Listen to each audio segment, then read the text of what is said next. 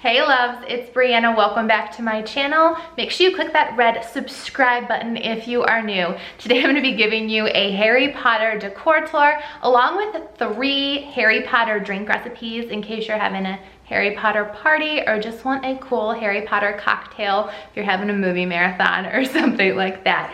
But I have been obsessed with Harry Potter since I was a little girl. My grandma bought me all of the books when I was growing up, and I became an English teacher after college and loved reading them.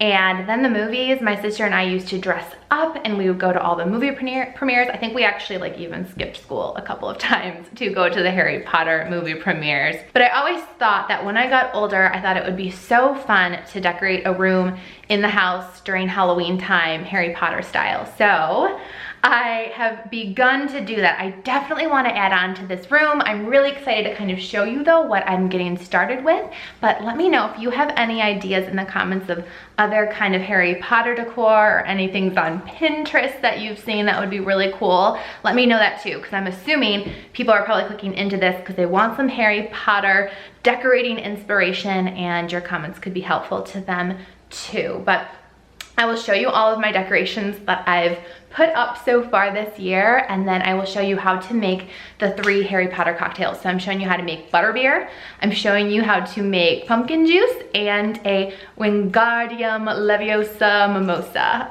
I know, I'm beyond cheesy. That's probably why my name is Brie. It just works really, really well.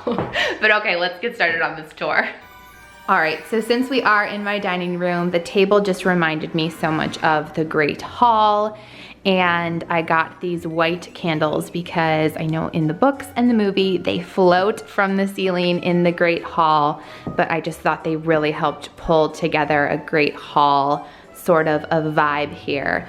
And this is the pumpkin juice and the Wingardium leviosa mimosas by the wand and the butter beers, and I will show you how to make all of those in a bit.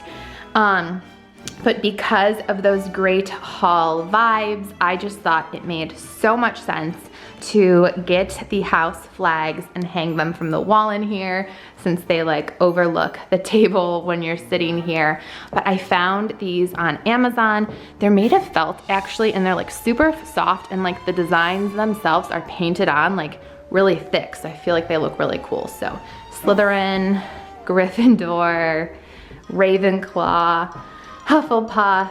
I just feel like this helps kind of bring everything together for the Great Hall sort of look.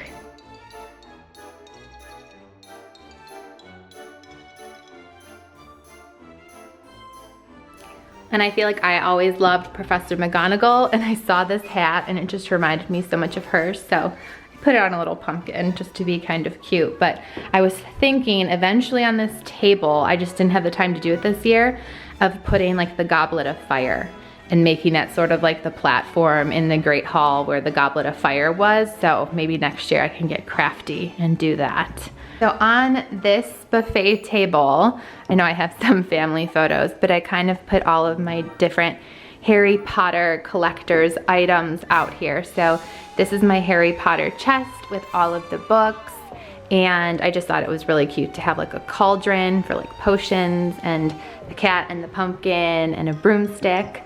And this is the sorting hat. It actually truly works as a sorting hat. I'll have to show you that. And then I found a head wig on Amazon as well. And I found this little string light of spiders, and it just reminded me so much of Prisoner of Azkaban. So I thought that this string of spiders on here was perfect for that, with then a much larger spider web. And that was ultimately then too why I hung this spider from the ceiling here, or from the chandelier here, excuse me, because it just sort of reminded me of a Prisoner of Azkaban sort of a vibe. And then on this wall, I just on a hook hung, I have Gryffindor robes and a Gryffindor scarf, just because I felt like that really helped pull in the look of Harry Potter.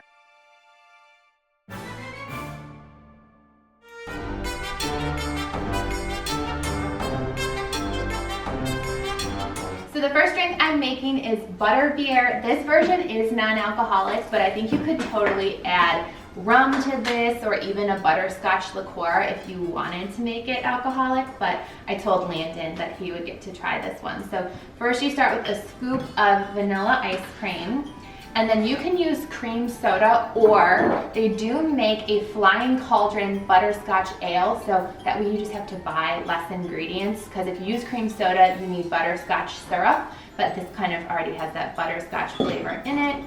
So we'll pour this into the glass. All right, and finally you add the topping on this. So I just got a can of Ready Whip, but you could use any sort of whipped cream. Do that. With a spoon then, take your butterscotch topping, and you just want to do like a really simple little like butterscotch drizzle over the top of this drink.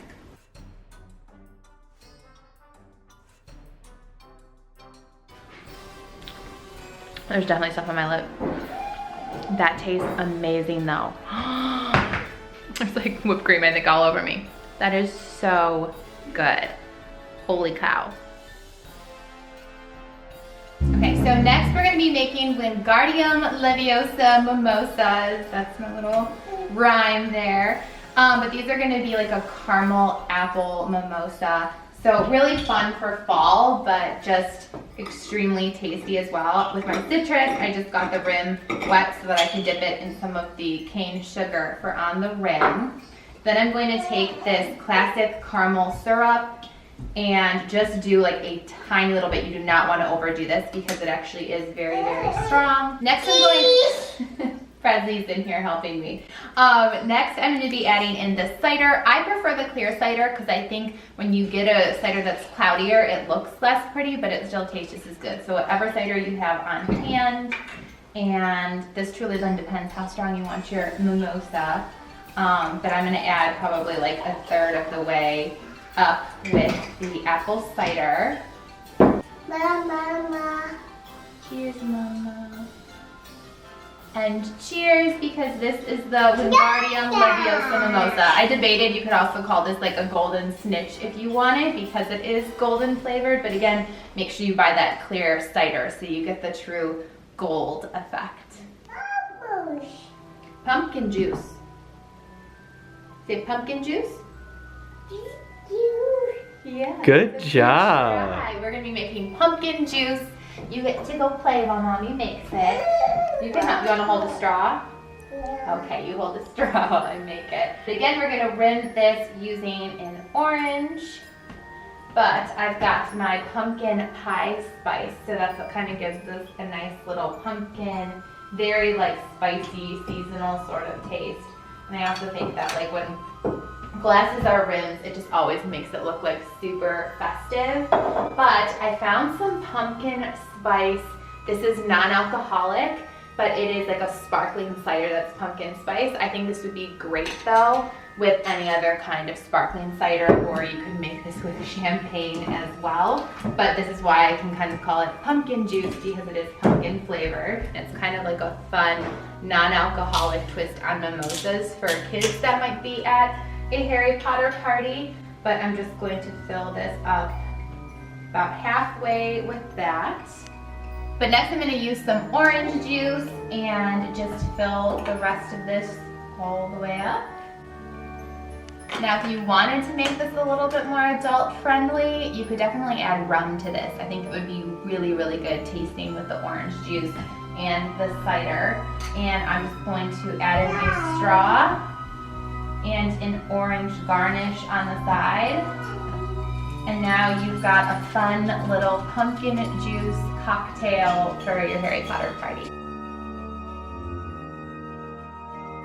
By the way, Adam thinks I'm a nutcase for like how obsessed I am with Harry Potter. I was just about to say, nerd alert. So I'm gonna get sorted, because I was like, Adam, come in and we'll get you sorted. And he's like, I don't know what that means. So okay, here, watch. No idea.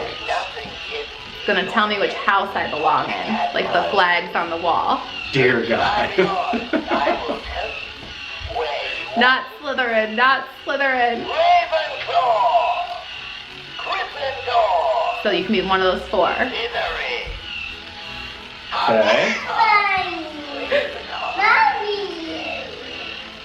It's alright. I'll shield my children from this. I'm Gryffindor! That's what it always says when I take like the test on Pottermore or whatever. Okay, it's your turn to try it. Put it on. No. Put it on. I don't think I want to do that. Yeah, you have to see which house you're in. Okay, hold it on your head so it doesn't fall. The thing is the buttons here, I think. Oh, wait, yeah. Cool.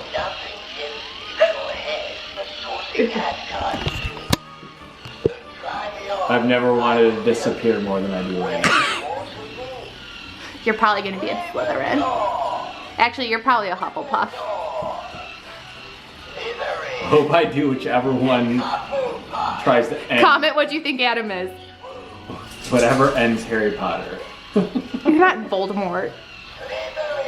See? Ah, you're a Slytherin. It knew you had bad vibes trying it on.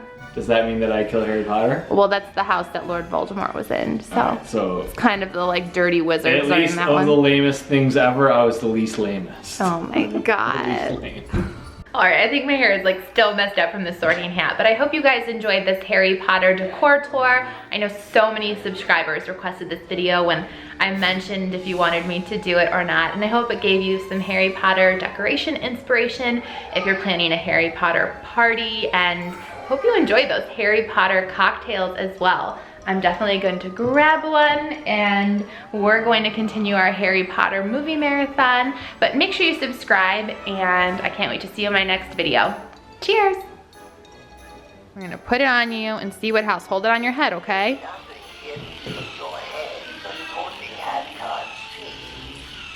Try me on, and I will tell you where you want to be.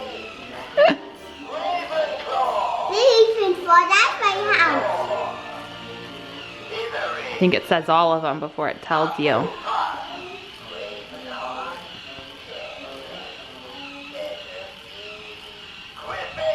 Gryffindor. You're Gryffindor! Gryffindor. That's my house name. Wow. He's a Gryffindor like Mama. So cool. Is your butterbeer good?